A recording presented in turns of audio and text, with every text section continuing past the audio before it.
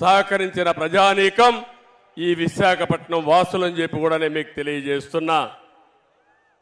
ఈరోజు ఇంకొక విషయం మీరు ఒకసారి గుర్తుపెట్టుకోవాలి. రివర్స్ పాలన అన్నాడు, విధ్వంస పాలనకు నాంది పలికాడు. ఇంత మునిపే మిత్రులు చెప్పారు, కక్ష సాధింపులు, విధ్వంసాన్ని చేయడం, మంచి చేయడం చేత కాకపోతే గమ్మునుంటే నష్టం రాదు, కానీ కావాలని విధ్వంసం చేసుకుంటూ వస్తే ఏం జరుగుతుందో బెస్ట్ ఎగ్జాంపుల్ ఆంధ్రప్రదేశ్.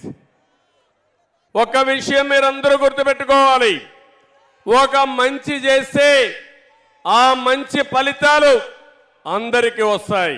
అదే పబ్లిక్ పాలసీ, అదే సుపరిపాలన.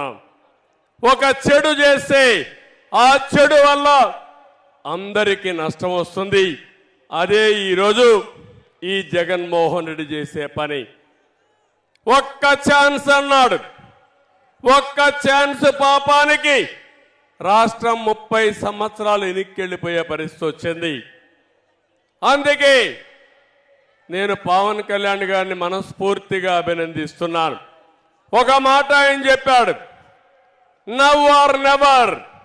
ఇప్పుడు కానీ మనందరం కలవకపోతే, వైసీపీ వ్యతిరేక ఓటు చీలకుండా కాపాడుకోకపోతే ఈ రాష్ట్రాన్ని కాపాడలేమని బేషరతుగా ముందుకొచ్చిన వ్యక్తి పవన్ కళ్యాణ్ గారు.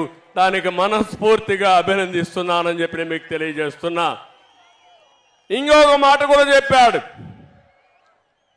వైసీపీ విముక్త ఆంధ్రప్రదేశ్గా ఆంధ్రప్రదేశ్ ఉండాలని కోరాడు.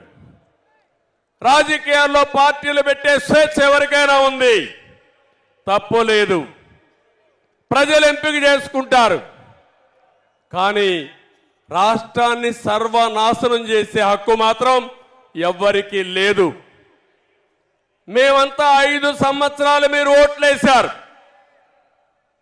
ఈ రాష్ట్రానికి ఒక ట్రస్టీగా ఉండమన్నారు, చేతనైతే మంచి చేయమన్నారు.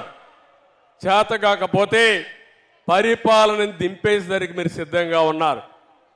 కానీ ఈ 5 సంవత్సరాల్లో మీరు ఒక్కసారి చూస్తే 1-2 కాదు, ఆ రోజు హైదరాబాద్ నగరాన్ని నేను అభివృద్ధి చేశాను.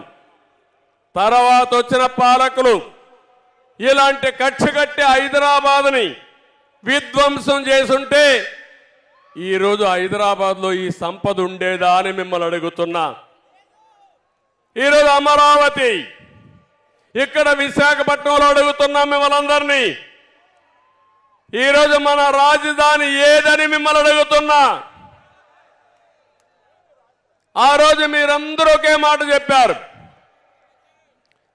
అమరావతి నేను ప్రపోజ్ చేసినప్పుడు అమరావతి ఆంధ్రప్రదేశ్ రాజధానిగా ఉంటుంది, విశాఖపట్నం ఆర్థిక రాజధానిగా ఐటీ హబ్గా ఉంటుందని మీరే సహకరించారు. అవునా కాదా అని మిమ్మల్ని అడుగుతున్నా.